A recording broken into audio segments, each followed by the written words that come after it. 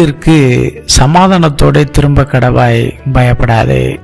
2 நாளாகமம் 18:16. அப்பொழுது அவன், இஸ்ரவேலர் எல்லாரும் மேய்ப்பனில்லாத ஆடுகளைப் போல மலைகளில் சிதறப்பட்டதை காண்கிறேன்.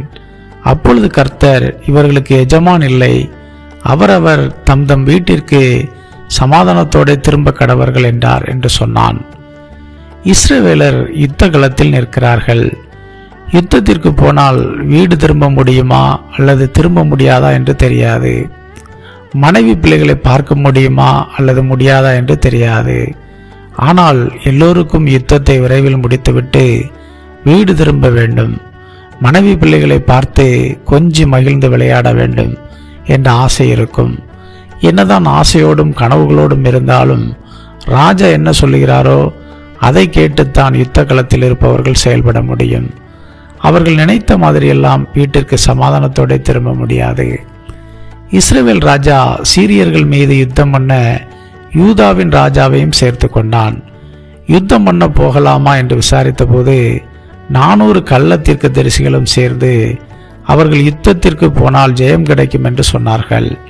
ஆனால் மிகாயா என்ற தீர்க்கதரிசி மட்டும் இவ்வாறு தீர்க்க தரிசனம் சொன்னான். ராஜாவை அவன் ஒரு பொருட்டாகவே எண்ணவில்லை. அவன் அவர்களுக்கு எஜமான் இல்லை என்றான். அவர்கள் மேய்ப்பனில்லாத ஆடுகளைப் போல இருப்பதாக சொன்னான். அதனால் யுத்தத்திற்கு போக வேண்டாம் என்று சொன்னான். அவன் உண்மையைத்தான் சொன்னான். அவன் சொன்னபடி செய்திருந்தால் எல்லோரும் நல்லபடியாக சமாதானத்தோடு வீட்டிற்கு போயிருந்திருப்பார்கள். ஆனால் இஸ்ரவேலின் ராஜாவோ அவன் சொன்னதை கேட்காமல் யுத்தத்திற்கு போனான். போனவன்தான் யுத்தத்தில் மரித்து போனான். சமாதானத்தோடு வீடு திரும்பவில்லை. கர்த்தருடைய வார்த்தையை கேட்டிருந்தால் சமாதானத்தோடு வீடு திரும்பி இருந்திருப்பான்.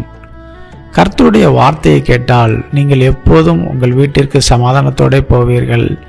கர்த்தருடைய வார்த்தையை வெறுத்து பிசாசை பின்பற்றினால் நிலைமை தலைகீழாக மாறும். அதனால் எப்போதும் கர்த்தருக்கு செவி கொடுங்கள், உங்களுக்கு சமாதானம் கிடைக்கும். பயப்படாதிருங்கள். ஆமென்.